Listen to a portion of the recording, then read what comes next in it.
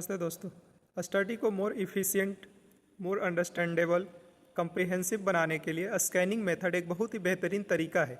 Scanning method में करना कुछ नहीं होता है। जब भी आप पढ़ने के लिए बैठे, जो भी सब्जेक्ट आप पढ़ रहे हो, in spite of anything, even math हो गया या कुछ भी सब्जेक्ट, तो पढ़ने का दो तरीका हो सकता है। एक तो हो सकता है कि आप पूरा का पूरा बुक पढ़ रहे हो, है ना, जैसे मान लेते हैं कोई सेल्फ हेल्प बुक पढ़ने के लिए बैठे या फिर कोई एक नई किताब पढ़ने के लिए बैठे, या दूसरी हो सकता है कि उसमें से कुछ चैप्टर्स पढ़ रहे हो, जैसे साइंस पढ़ने के लिए बैठे तो हो सकता है आप कोई एक पार्टिकुलर चैप्टर पढ़ने के लिए बैठे हो। तो क्या करना है, सबसे पहले जो भी चीज़ को आपको पढ़ना है थ्रोली उसको स्कैन करना है।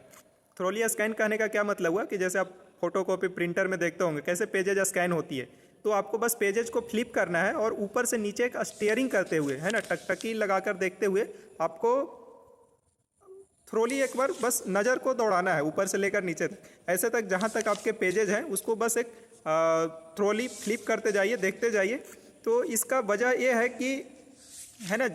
जैसे ही हम एक बार स्कैन कर लेते हैं तो उसमें एक मोटा मोटा जो भी हाइलाइट्स या फिर जो भी एक बार में जो इन्फॉर्मेशन आई कैप्चर करना होता है ना, करके हमारे सबकॉन्शियस माइंड को भेज देता है। वहाँ से फिर कॉन्शियसली, है ना, क्या हमको इनपुट चाहिए, क्या हमको उसमें और बेहतर, है ना, समझना है, तो एक ऑलरेडी माइंड के पास इंफॉर्मेशन कलेक्ट रहता है। तो हमें उस चीज़ को समझने में, कंप्रीहेंड करने में, है ना, उसके कंसेप्ट्स को क्लियर करने में काफ़ी इजी होता है, क्योंकि ऑलरेडी एक बार माइंड के पास, ब्रेन के पास वो इन्फॉर्मेशन चली जाती है। तो इन्फॉर्मेशन एक बार कहीं पे यदि है तो वहाँ से निकालना काफ़ी ईजी होगा, रेदर देन कि हम फर्स्ट बार पढ़ रहे हैं और समझ रहे हैं। तो जैसे मान लेते हैं 10 पेज है तो मुश्किल से 10 सेकंड उसको फ्लिप करने में लगेगा। तो बहुत ही, यदि हम 10-20 सेकंड एक्स्ट्रा देते हैं यदि हम जस्ट पढ़ने के पहले, तो ये हमारे माने इफेक्टिव को, पढ़ाई को, हमारे स्टडी को more than 10 times, even 100 times improve कर सकता है। तो इस तरीके को आप भी अपना कर देखें। पढ़ने से पहले बस आप, है ना, पेजेज को फ्लिप करें, स्कैन करें। खास करके जब उस चीज़ को आप नई पहली बार पढ़ रहे हो तो स्कैनिंग मेथड एक बहुत ही बेहतरीन तरीका हो सकता है आपके इफिशियंसी को,